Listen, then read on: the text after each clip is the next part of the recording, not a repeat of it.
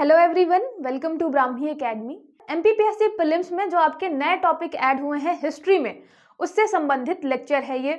इससे पहले हम देख चुके हैं प्राचीन भारतीय ज्ञान परंपरा, जो आपका एंशियंट इंडियन नॉलेज है उसके बारे में, भारतवर्ष के बारे में, ऋग्वेद के बारे में। आज का हमारा टॉपिक है यजुर्वेद। यजुर्वेद में आप हमेशा सुनते आए हैं कि ये कर्मकांड से संबंधित वेद है। तो आज हम जानेंगे उसके कॉन्सेप्ट के बारे में, उसके विचारों के बारे में, कि क्या सच में आपका जो यजुर्वेद है सिर्फ और सिर्फ कर्मकांड से संबंधित है या फिर उसमें कुछ एक्स्ट्रा चीजें भी आपको मिलेंगी। तो ये चीज आपको पता चलेगी।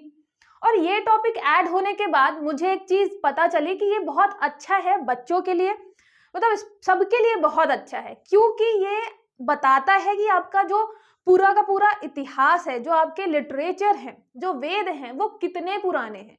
और आप देखेंगे कि वेदों में ऐसी बहुत सारी चीजें मिलती हैं जो बहुत पुरातन है। जैसे कि वेदों में आप कभी भी नहीं देखेंगे कि राम जी के बारे में या कृष्ण जी के बारे में मिले, मतलब रामायण और महाभारत के बारे में कोई भी चीज जो है वेदों में नहीं मिलती है।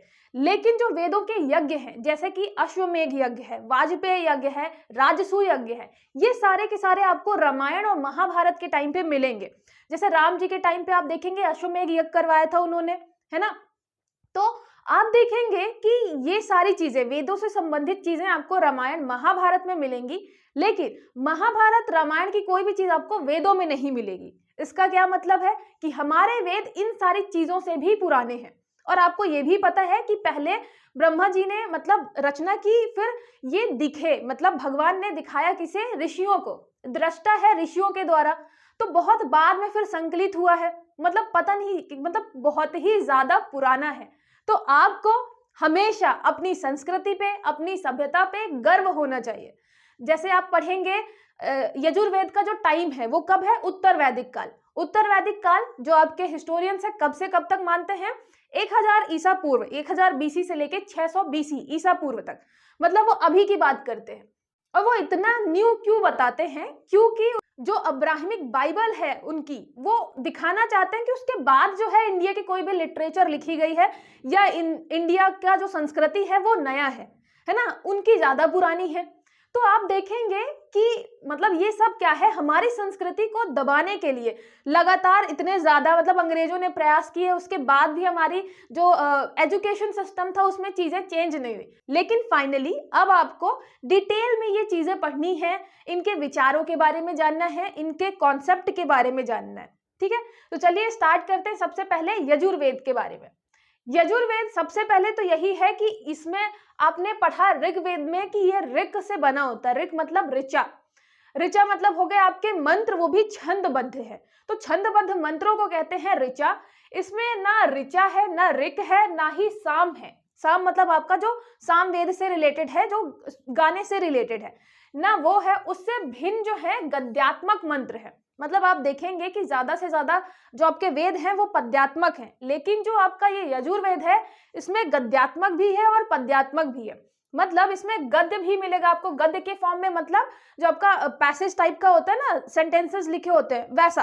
पद मतलब आपका कविता टाइप का। तो इसमें गद्यात्मक है, मतलब आपका कैसा है, पैसेज टाइप का है, इसलिए इसको क्या बोलते हैं, हम यजु बोलते हैं। ठीक है, तो आपका जैसे अभी तक आप देखेंगे ऋग्वेद, सामवेद, तो इनसे बिल्कुल अलग लिखा गया है, ये गद्यात्मक शैली में है, इसलिए इसको बोलते हैं यजु। और यहां से आप देखेंगे यजु जो है इसकी उत्पत्ति हुई है यजुष शब्द से। यजुष जो शब्द है वो उसका अर्थ है यज्ञ या पूजा। मतलब इसमें गद्यात्मक भी है, पद्यात्मक भी है, ठीक है, प्रोज भी है, वर्स भी है, लेकिन इसमें जो गद्य वाला पोर्शन है वो ज्यादा है, इसलिए हम इसको बोलते हैं यजु। यजु जो है यजुष वर्ड से आया है, और यजुष वर्ड का मतलब है यज्ञ, मतलब सीधे सीधे ये रिलेट करता है यज्ञ से। यज्ञ मतलब आपका जो कर्मकांड प्रधान है, कर्मकांड है यज्ञों से रिलेटेड, उनसे रिलेटेड ये वेद है। लेकिन आप साथ ही साथ देखेंगे लास्ट तक आपको पता चलेगा कि इसमें कर्मकांड के अलावा भी बहुत सारी चीजें हैं, इसमें आध्यात्म है, इसमें दर्शन है। ठीक है, तो ये सारी चीजें भी हम देखते चलेंगे। फिर जो यजुर्वेद का पुरोहित होता है वो अध्वर्यु कहलाता है। ये मैंने आपको शुरू में ही बताया था। 4 वेदों के जो अलग अलग पुरोहित होते हैं, और यज्ञ को संपादित करने के लिए चारों पुरोहित मतलब चाहिए होते हैं यज्ञ को पूरा संपादित करने के लिए। सबसे मेन काम होता है आपके अध्वर्यु का, जो कि बताता है यज्ञ की पूरी विधि, यज्ञ कैसे करना है, उसके टाइम पे, यज्ञ के टाइम पे कौन कौन से मंत्र उच्चारित होंगे, सारी चीजें। तो ये हो गया आपका अध्वर्यु। इसका जो गद्यात्मक भाग है वो यजुः कहलाता है, इसलिए यजुष की प्रधानता के कारण इसको यजुर्वेद कहते हैं। मैंने वही आपको बताया कि ये जो है आपका ऋक मतलब ऋचा जो कि ऋग्वेद से संबंधित है, साम मतलब आपका सामवेद से संबंधित, इन दोनों से भिन्न है। इसमें क्या मिलेगा आपको, यजु। यजु मतलब आपका गद्यात्मक वाला जो मंत्र है, गद्यात्मक मंत्र के कारण ही इसका जो है यजुष की प्रधानता होने के कारण क्या बोलते हैं, इसको यजुर्वेद बोलते हैं। तो यजुर्वेद कहां से शब्द आया, ये आपको क्लियर हो गया होगा, है ना। ये गद्य और पद्य दोनों में लिखा गया है। तो ये आपका ऐसा वेद है जो गद्य और पद्य दोनों में लिखा है, जो आपका प्रोज और वर्स दोनों में लिखा हुआ है, ठीक है, प्रोजेस भी हैं, वर्सेस भी है। फिर नेक्स्ट देखते हैं कि यजुर्वेद को दो भागों में डिवाइड किया गया है। आप हमेशा देखेंगे, मतलब जितने भी आपने अभी तक पढ़ा होगा, आप हमेशा उसमें क्या पाएंगे, इसको दो भागों में विभाजित किया गया है। एक है आपका शुक्ल यजुर्वेद और एक है आपका कृष्ण यजुर्वेद। आप हमेशा देखेंगे कि जो ये आपका कृष्ण वर्ड है, इसका मतलब जैसे होता है आपका काला, है ना, वैसे तो मतलब होता है काला। तो कृष्ण शब्द जो है वो किसके लिए यूज हुआ है वेदों में, जैसे कि अपवित्र हो गए, या आर्य अपने आप को बहुत महान मानते थे, बहुत ज्यादा कुशल मानते थे, तो फिर जो अनार्य थे उनको बोलते थे कृष्ण वर्ण का, है ना। तो ये कृष्ण शब्द जो है ये किसको दिखाता था, जो कि थोड़ा अपवित्र है, जो कि थोड़ा अशुद्ध है, ठीक है। तो यहां पे भी आपको क्या समझना है कि जो आपका शुक्ल यजुर्वेद है, इसमें सिर्फ और सिर्फ आपको मंत्रों का संकलन मिलेगा, ठीक है। तो इसमें मंत्र दिए हुए हैं यज्ञ से संबंधित बहुत सारे, लेकिन जो आपका ये कृष्ण यजुर्वेद है, यहाँ पे आपको मंत्रों के साथ साथ ब्राह्मण ग्रंथों का भी संकलन मिलेगा, ठीक है। इसीलिए बहुत सारे लोग कृष्ण यजुर्वेद को प्योर नहीं मानते हैं। लेकिन आपको क्या ध्यान रखना है कि जो यजुर्वेद है उसके दो भाग हैं, एक है शुक्ल, शुक्ल जो है याद रखिएगा इसमें सिर्फ और सिर्फ मंत्र हैं, ठीक है। और जो आपका कृष्ण यजुर्वेद है इसमें मंत्रों के साथ साथ ब्राह्मण ग्रंथ भी हैं। अच्छा, आपने कभी ये सोचा है कि हम जब वेद पढ़ते हैं, वेदों के साथ साथ ब्राह्मण ग्रंथ, मतलब वेदों के ही ब्राह्मण ग्रंथ भी होते हैं, वेदों के उपनिषद भी होते हैं, वेदों का अरण्यक भी होता है, वेदों के उपवेद भी होते हैं, तो ये सारी चीजें हैं क्या। वेदों के ब्राह्मण ग्रंथ मतलब वेद बहुत ज्यादा कठिन शैली में लिखे गए हैं, तो उन पर अलग अलग क्या करना, टिप्पणियां देना, उनको आसानी से समझाना, ये आपके ब्राह्मण ग्रंथों में है। तो मतलब इसमें मंत्रों के साथ साथ ब्राह्मण ग्रंथ है, मतलब उसको आसानी से समझाने के लिए कुछ चीजें ऐड की गई हैं, लेकिन इसमें वेदों में ही ऐड कर लिए गए हैं ब्राह्मण ग्रंथ, इसीलिए इसको थोड़ा अपवित्र मानते हैं, ठीक है। नहीं तो फिर हर एक वेद का आप देखेंगे अलग से हमने ब्राह्मण ग्रंथ लिखा है। उपनिषद किससे संबंधित है, उपनिषद संबंधित है दार्शनिक विचारों से, तो उस वेद का जो दार्शनिक विचार है उसकी बात हम करते हैं उस वेद के उपनिषद में, ठीक है। तो आपको ये याद रखना है कि सब एक दूसरे से रिलेटेड है, ठीक है। इसीलिए आप सबसे पहले वेद पढ़ते हैं, फिर वेदों से ही संबंधित आता है ब्राह्मण ग्रंथ, उससे ही संबंधित आता है अरण्यक, और उससे ही संबंधित आता है उपनिषद। और आप कहीं कहीं देखेंगे कि जो ब्राह्मण ग्रंथ है सेम वही नाम आपका उपनिषद का भी है। जैसे मान लीजिए तैत्तिरीय ब्राह्मण पढ़ते हैं, तो तैत्तिरीय जो है ये अभी आपकी कृष्ण यजुर्वेद की एक शाखा है, उसका ब्राह्मण ग्रंथ भी मिलेगा, फिर उसका आप देखेंगे तो पता चला उपनिषद भी मिल रहा है ना। तो ऐसी चीजें जो है, मतलब मैं एग्जांपल देने के लिए आपको ये बता रही हूँ, तो ऐसे ही देखेंगे कभी कभी आपको नाम तक सेम मिलेगा। तो आपको ये समझ में आया ना कि हम हमेशा वेदों से ही क्यों रिलेट करते हैं ब्राह्मण ग्रंथों को, उपनिषदों को या अरण्यक को, ठीक है। ये आपको डिफरेंस समझ में आ गया, शुक्ल यजुर्वेद और कृष्ण यजुर्वेद। कृष्ण जो है आपको कृष्ण शब्द या समझ के रखिएगा, ये मतलब होता, कृष्ण मतलब आपका काला, और ये हम मतलब हमेशा आप देखेंगे आर्यों के टाइम पे जो कृष्ण वर्ड था वो थोड़ा अपवित्रता को या अशुद्धता का क्या था, द्योतक था, ठीक है, उसको प्रदर्शित करता था, ठीक है।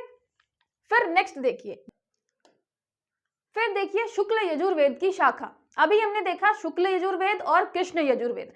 शुक्ल वाले में हमने बताया कि सिर्फ मंत्र है, कृष्ण वाले में हमने बताया कि मंत्र भी हैं, उसके साथ साथ ब्राह्मण ग्रंथ भी है, ठीक है। तो ये दोनों आपका हो गया दिमाग में क्लियर, है ना। यजुर्वेद में हम दो शाखाएं पढ़ेंगे, शुक्ल और कृष्ण। कृष्ण में क्योंकि ब्राह्मण ग्रंथ है इसलिए हम उसको अपवित्र मानते हैं, ठीक है। फिर आप जब शुक्ल के अंदर जाएंगे तो शुक्ल जी के अंदर, मतलब शुक्ल शाखा के अंदर भी आपको अलग अलग क्या मिलेंगी, शाखाएं मिलेंगी, ठीक है। दो भाग हो गए यजुर्वेद के, शुक्ल और कृष्ण। शुक्ल में भी फिर शाखाएं हैं, जैसे कि हो गया माध्यम दिन और कान्व। यहाँ पे अगर आप ना नहीं लगाएंगे तो माध्य दिन पढ़ने में आसान रहेगा, लेकिन वो ना लगा हुआ है इसलिए आपको माध्य दिन बोलना पड़ेगा, ना भी बीच में लगाना पड़ेगा। लेकिन आपको क्या करना है, सिर्फ आपको रिलेट करना है तो आप सिर्फ और सिर्फ माध्य दिन बोलिए इसको, और इसको बोलेंगे आप कान्व। ठीक है, माध्य दिन जो है तो हमें क्या करना है, शुक्ल यजुर्वेद की शाखाएं हैं। अच्छा, शाखाएं मतलब क्या होता है, ऐसा मान लीजिए कि कोई बुक है, जैसे शुक्ल यजुर्वेद हमारे पास कोई बुक है तो इसके भी पार्ट 1 है, पार्ट 2 है। ये पार्ट 1 हो गया, ये हो गया आपका पार्ट 2, 2 पार्ट में लिखी गई है। तो एक पार्ट हो गया आपका माध्य दिन, दूसरा पार्ट हो गया आपका कान्व। तो आप ऐसे भी रिलेट कर सकते हैं, है ना, जिससे आपको ज्यादा इजी रहे समझने में। तो ये हो गया आपका माध्य दिन। अब इसको समझिए, स्टोरी टाइप की है, आराम से इसको समझिए कि जो आपके याज्ञवल्क्य होते हैं ऋषि, उन्होंने लिखा होता है माध्य दिन। लेकिन आपको पता है कि पुराने टाइम पे माता के नाम पे पुत्र का नाम चलता था, जैसे कि कुंती के पुत्र है तो उन्हें कौन्तेय बोलते थे। सेम वैसे ही याज्ञवल्क्य जो थे वो वाजसेनी के पुत्र थे, इसलिए उनको क्या बोलते थे, वाजसनेय। इसलिए जो आपकी ये जो माध्य दिन वाली शाखा है इसका नाम जो है वाजसनेय भी है। तो वाजसनेय संहिता भी मिलेगा आपको कहीं कहीं। तो उसके अगर शाखा की बात करें तो या तो माध्य दिन आप बोल सकते हैं या वाजसनेय संहिता भी बोल सकते हैं। ठीक है, उसके अलावा इसको माध्य दिन क्यों बोलते हैं, एक स्टोरी है कि याज्ञवल्क्य ने मतलब उनके गुरुजी ने बोला कि आप हमारे द्वारा दिया गया जो वेदों का ज्ञान है वो वापस करिए, कुछ झगड़ा हो गया था। तो फिर इन्होंने क्या किया, वेदों का ज्ञान वापस कर दिया। फिर इन्होंने सूर्य भगवान से वापस से वेदों का ज्ञान प्राप्त किया। ठीक है, तो इसकी वजह से क्या हुआ, इन्होंने मध्य दिन में प्राप्त किया था सूर्य जी से अपना ज्ञान, इसीलिए इसको बोलते हैं माध्य दिन, है ना। दिन के मध्य मतलब दिन में मध्य टाइम पे जो है आपका तब किया था प्राप्त ज्ञान, इसलिए बोलते हैं माध्य दिन। सूर्य द्वारा याज्ञवल्क्य ऋषि का दिन में प्राप्त ज्ञान, इसीलिए माध्य दिन। और फिर ये वाजसनेय क्यों बोलते हैं, क्योंकि आपके वाजसेनी के पुत्र थे। तो ये दोनों नाम क्लियर हो गया आपके, वाजसेनी के पुत्र थे इसलिए वाजसनेय बोलते हैं इसको, वाजसनेय संहिता। संहिता मतलब कलेक्शन। ठीक है, और माध्य दिन क्यों बोलते हैं, क्योंकि सूर्य भगवान से दिन के मध्य में इन्हें अपना मतलब वापस से वेदों का ज्ञान प्राप्त हुआ था। ठीक है, अब बात आती है कि आप हमेशा देखेंगे हम मतलब सूर्य भगवान को क्या बोलते हैं, ज्ञान प्राप्ति का एक सोर्स मानते हैं, है ना, मानते हैं। तो आपके दिमाग में कभी ये बात आती है कि सूर्य भगवान को हम ज्ञान का सोर्स क्यों मानते हैं, तो उसके पीछे एक ये भी रीजन है कि मनुष्य जो आपका मानव जाति है वो ऐसे कुछ जानवरों में आता है जो अपने पीठ के बल लेट सकते हैं। जैसे आप देखेंगे कुत्ता, वो मतलब कुछ कुत्तों को छोड़ दीजिए, नहीं तो वो ऐसे लेटते हैं, है ना। और आप जैसे बड़े बड़े बात करें, जैसे गेंडा वगैरह हो गया, तो वो भी पेट के बल ही लेटते हैं। लेकिन मनुष्य क्योंकि पीठ के बल लेटता है तो फिर वो ऊपर देखता है, ऊपर देखता है तो फिर वो सूर्य भगवान को देखेगा, रहस्यमय आसमान देखेगा, तो फिर उसके बारे में चिंतन करेगा। अगर हम ये भी मान ले थोड़े टाइम के लिए कि जो आपके ये वेद थे, जैसे तो ये बोलते हैं कि वेद जो है वो ब्रह्मा जी ने लिखे और ऋषियों के द्वारा क्या हुआ, देखा गया उन्हें, है ना।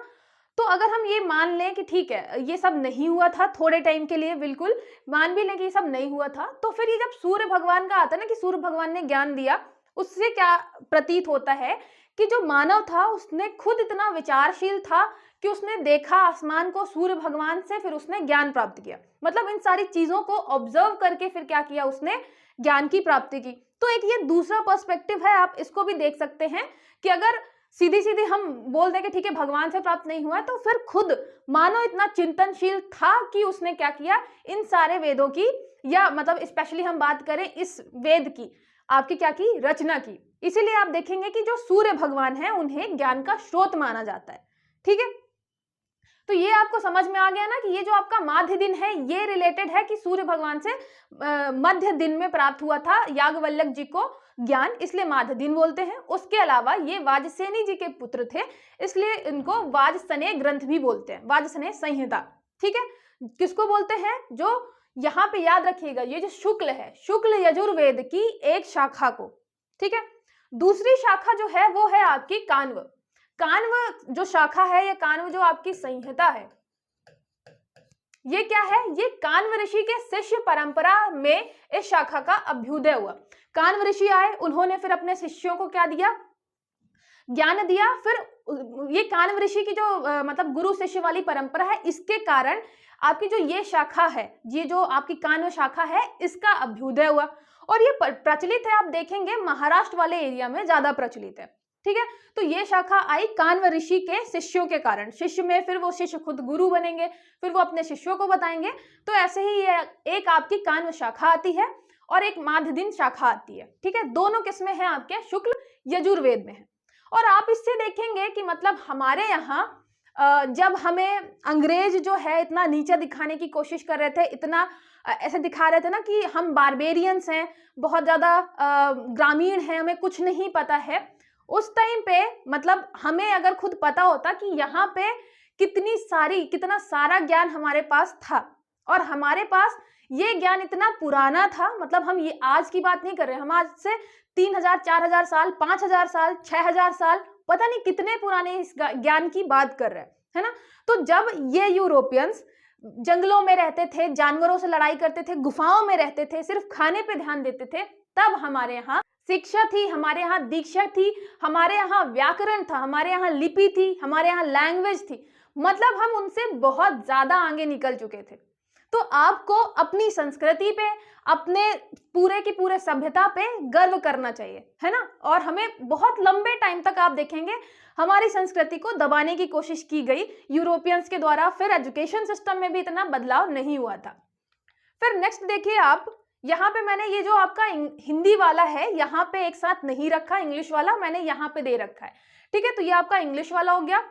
फिर यहाँ पे आपको कुछ चीजें मिलेंगी शुक्ल यजुर्वेद से संबंधित, यहाँ पे शुद्ध यज्ञ के मंत्र हैं। तो यहाँ हम बात कर रहे हैं किसकी? शुक्ल यजुर्वेद की। शुक्ल यजुर्वेद में मैंने बताया ना, यहाँ पे आपको सिर्फ मंत्र मिलेंगे, कृष्ण वाले में मंत्र और ब्राह्मण ग्रंथ भी मिलेंगे। तो यहाँ पे शुद्ध मंत्र है और 40 अध्याय हैं, ठीक है। तो यजुर्वेद आपके शुक्ल यजुर्वेद में 40 अध्याय हैं। विभिन्न प्रकार के यज्ञों का वर्णन है, जैसे अश्वमेघ यज्ञ हो गया, राजसूय हो गया, पुरुष मेघ हो गया, सोम यज्ञ हो गया, पितृमेघ यज्ञ हो गया। तो ऐसे बहुत सारे यज्ञों का वर्णन है किसमें? आपके शुक्ल यजुर्वेद में। और सिर्फ यज्ञों का वर्णन नहीं है, यज्ञ कैसे करना है, उसके अलावा मतलब उसका क्या फल होगा, वो सारी चीजें भी आपके यजुर्वेद में वर्णित हैं, ठीक है। ये हम आगे भी देखेंगे कि सिर्फ और सिर्फ यज्ञों का वर्णन नहीं था, ठीक है। तो यहाँ पे आपको यज्ञ कौन कौन से, ये आपके कुछ यज्ञ हैं जो आप हमेशा पढ़ते हैं। यश अश्वमेघ यज्ञ हो गया, जो अपना मतलब एक्सपांशन करने के लिए होता है। राजसूय, जब आपका राज्याभिषेक होता है उस टाइम पे करते हैं। तो ऐसे आपके बहुत सारे यज्ञ जो आपने पढ़े हैं पहले से, तो मैंने इसीलिए कुछ एग्जाम्पल उसके दे दिए। फिर आपको दिखता है पुरुष सूक्त। पुरुष सूक्त एक आपको किसमें मिलेगा? ऋग्वेद में मिलेगा, ऋग्वेद के 10वें मंडल में, जिसमें 4 वर्णों का वर्णन है। शूद्र पहली बार वहीं पे हमें मिलता है, शूद्र के बारे में। इसमें भी यजुर्वेद में भी आपको एक पुरुष सूक्त मिलेगा। ये दार्शनिक तत्व है, इसमें दार्शनिक तत्व है, सृष्टि प्रक्रिया के बारे में बताया गया है। तो याद रखिएगा, आपका जो यजुर्वेद है, शुक्ल यजुर्वेद है, उसमें सिर्फ और सिर्फ यज्ञों के मंत्र नहीं है, उसमें पुरुष सूक्त है जिसमें दार्शनिक तत्व भी है, ठीक है, दर्शन भी है। इसमें सूर्य सूक्त भी है, इसमें भी दर्शन के बारे में लिखा हुआ है। फिर जो आपका 40वां अध्याय है, उसमें आपको यहाँ पे आप पढ़ेंगे ईशावास्य उपनिषद, इसके बारे में मिलेगा सबसे लास्ट वाले अध्याय में। 40वां अध्याय जो है, यह लघु उपनिषद सबसे प्राचीन माना जाता है।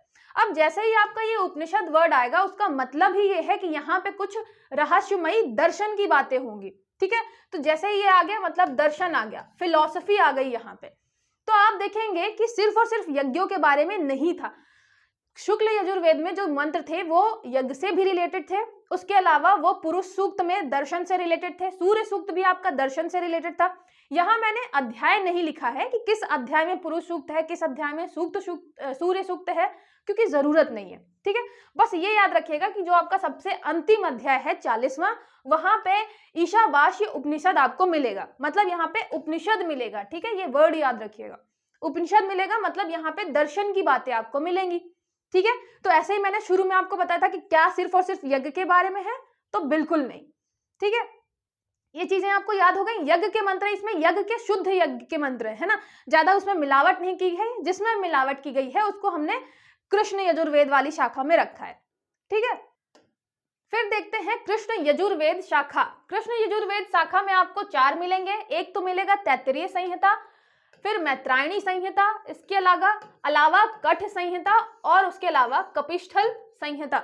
याद रखिएगा कपिस्थल जो है आपकी अपूर्ण है, वो पूरी नहीं मिली है, इसलिए इसको नहीं पढ़ते हैं। फिर आपके 3 बचे कठ, मैत्रायणी, तैत्तिरीय। ये दोनों जो है वो थोड़ा समान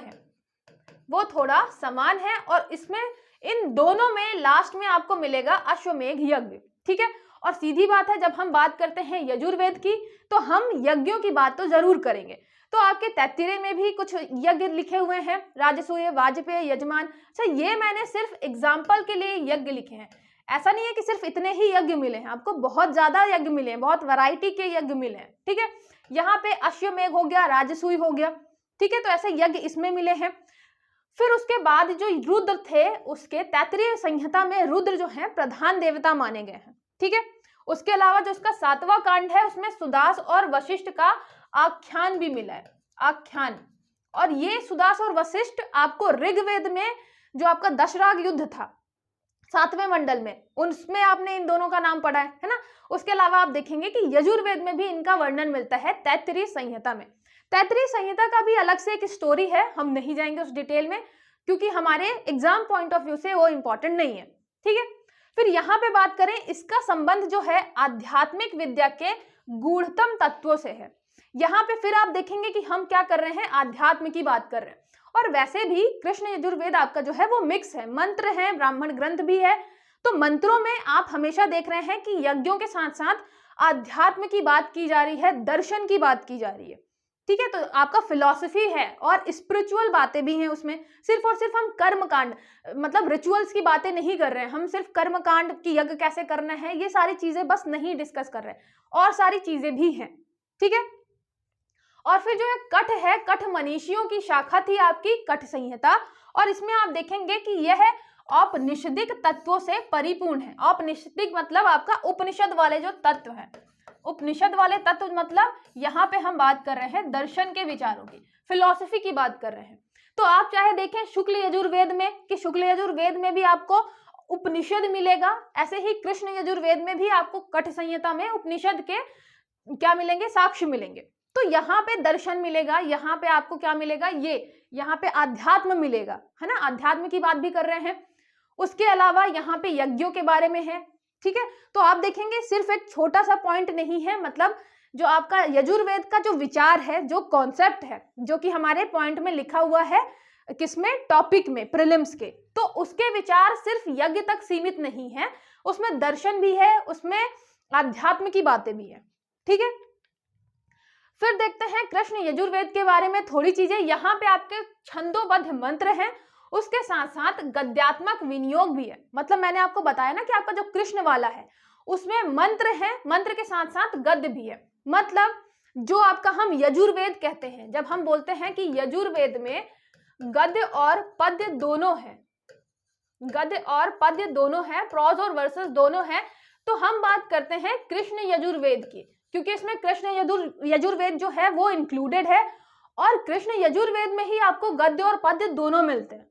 ठीक है, लेकिन जब हम बात करते हैं शुक्ल यजुर्वेद की, तो शुक्ल में क्या है, सिर्फ मंत्र ही मंत्र है। ठीक है, तो उसमें मंत्र है, मतलब वो सिर्फ आपका पद्य वाला पोर्शन है।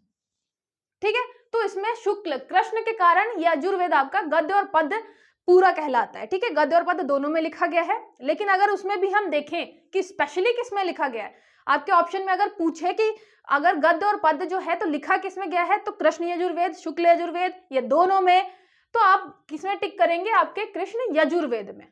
ठीक है, यज्ञों में प्रयुक्त होने वाले मंत्रों के साथ उपरयुक्त यज्ञों की विधि विधान, कि यज्ञ में विधि विधान जो है मंत्रों की क्या कैसे करेंगे, उसके अलावा उनसे होने वाले फल आदि का वर्णन, कि आप जो ये यज्ञ कर रहे हैं उसका फल क्या निकलेगा। जैसे कि इसमें बहुत सारे यज्ञ किए गए थे शत्रुओं के नाश के लिए, कि शत्रुओं का क्या हो, शत्रुओं का हार हो, शत्रुओं की हार हो। ठीक है, उसके अलावा अभिशाप वगैरह की बात की गई थी। तो ऐसा नहीं था, हम यहाँ पे ये आपके जादू टोने की बात नहीं कर रहे हैं, वो अथर्ववेद में ही है। यहाँ पे हम यज्ञ से होने वाले फल की बात कर रहे थे।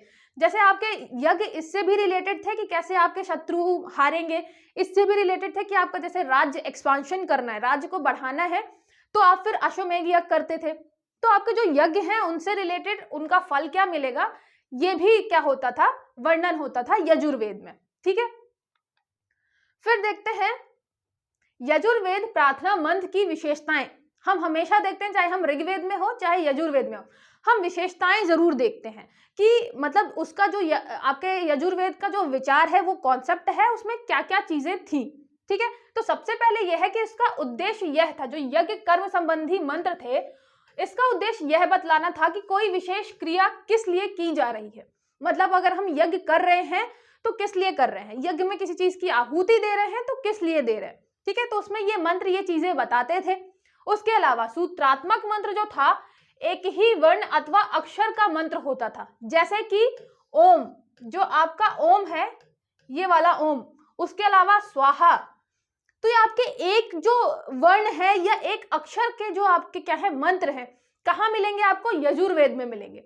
ठीक है, जैसे ओम से हम शुरू कर रहे हैं कोई मंत्र, या फिर लास्ट में हम स्वाहा बोल रहे हैं, तो ये सारी चीजें कहाँ मिलेंगी आपको, यजुर्वेद में। और जो आपके आर्यंस थे, इन मंत्रों को आर्य अति पवित्र और रहस्यपूर्ण मानते थे।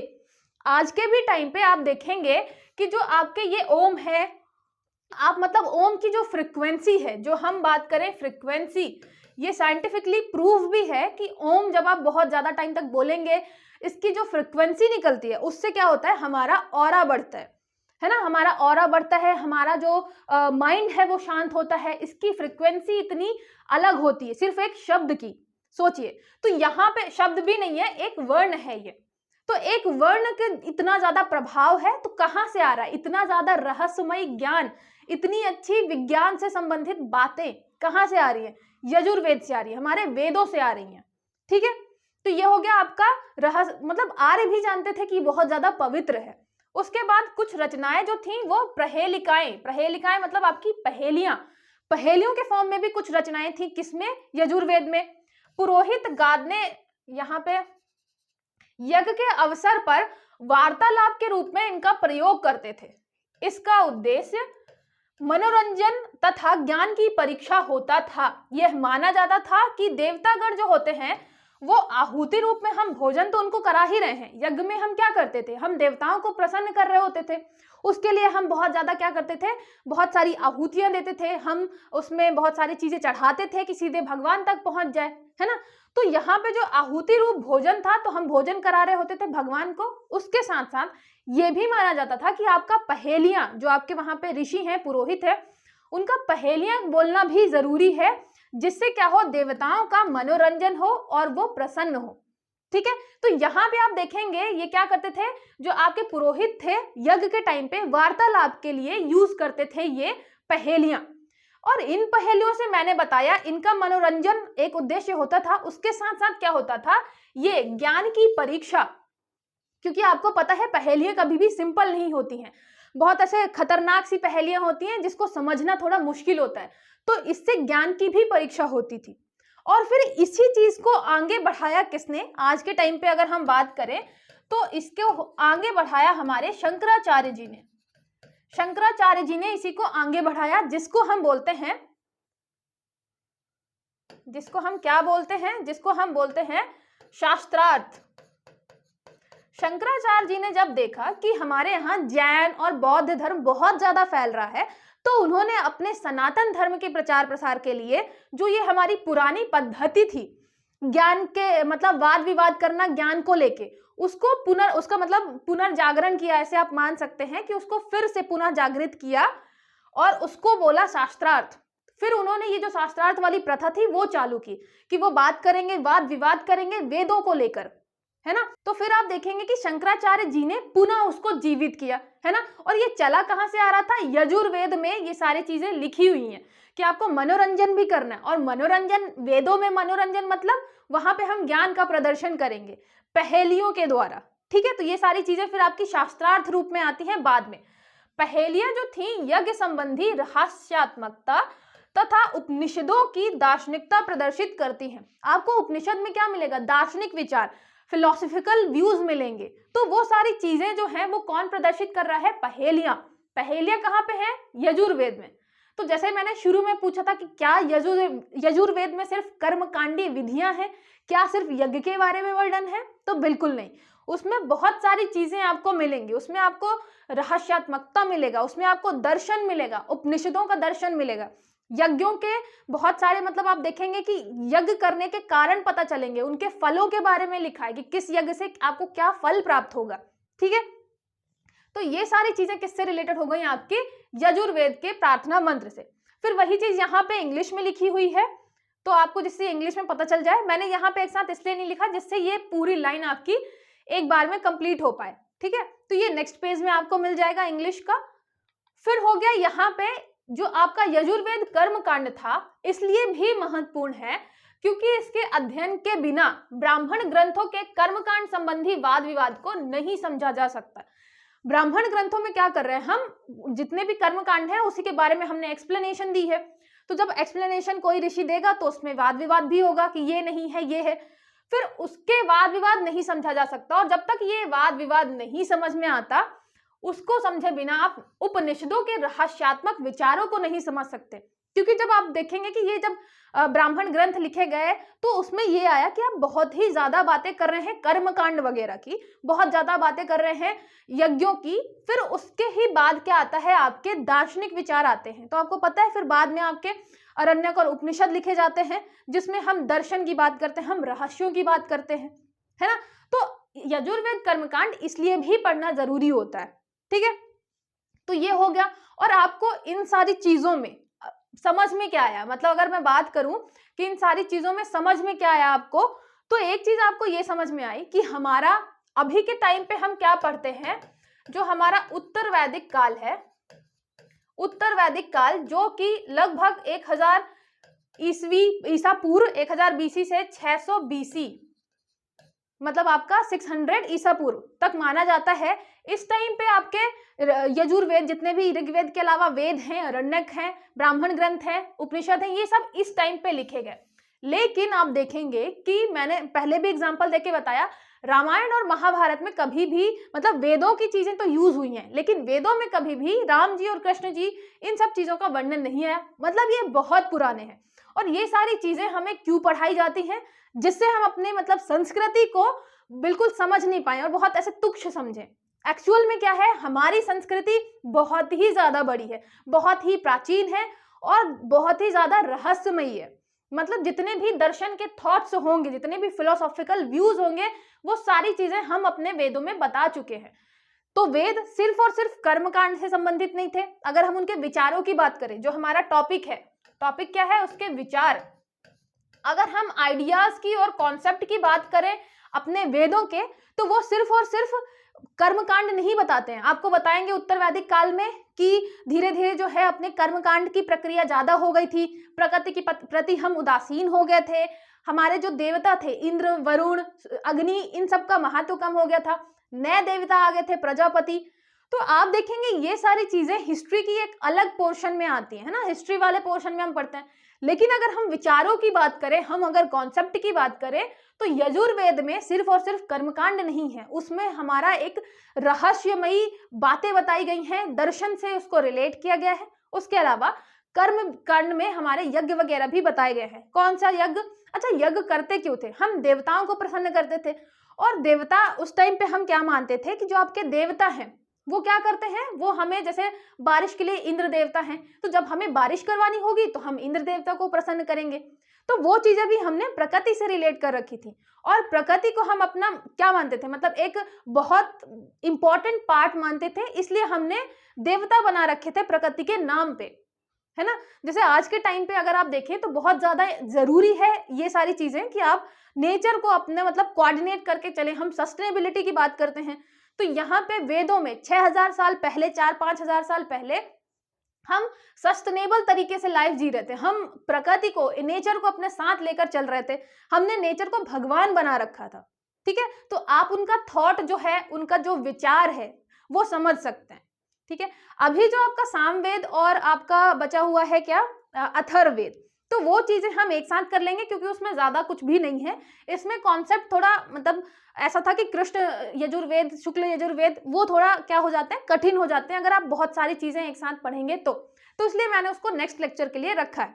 और आपको ये वीडियो ढूंढने में थोड़ा टाइम लगा, आपके पास ये थोड़ा वीडियो लेट पहुंचा, तो आप बाद में जान पाए कि यहाँ पे चीजें आपको मिल जाएंगी सारी की सारी, तो ऐसा दूसरे बच्चों के साथ ना हो, आपके दोस्तों के साथ ना हो, तो ज्यादा से ज्यादा शेयर जरूर करिए, जिससे आपका ये जो कंटेंट है वो सब तक पहुंच पाए। आपको पता है कि मैं फालतू बिल्कुल बातें नहीं करती, जो रिलेवेंट है सब हमारे सब्जेक्ट के लिए, हमारे पेपर के लिए, सिर्फ उतनी ही बातें करती हूँ। आपको लग रहा है कि और सारी चीजें यहाँ पे ज्यादा बेटर हैं, तो ज्यादा से ज्यादा शेयर जरूर करिए। चलिए मिलते हैं फिर नेक्स्ट लेक्चर में।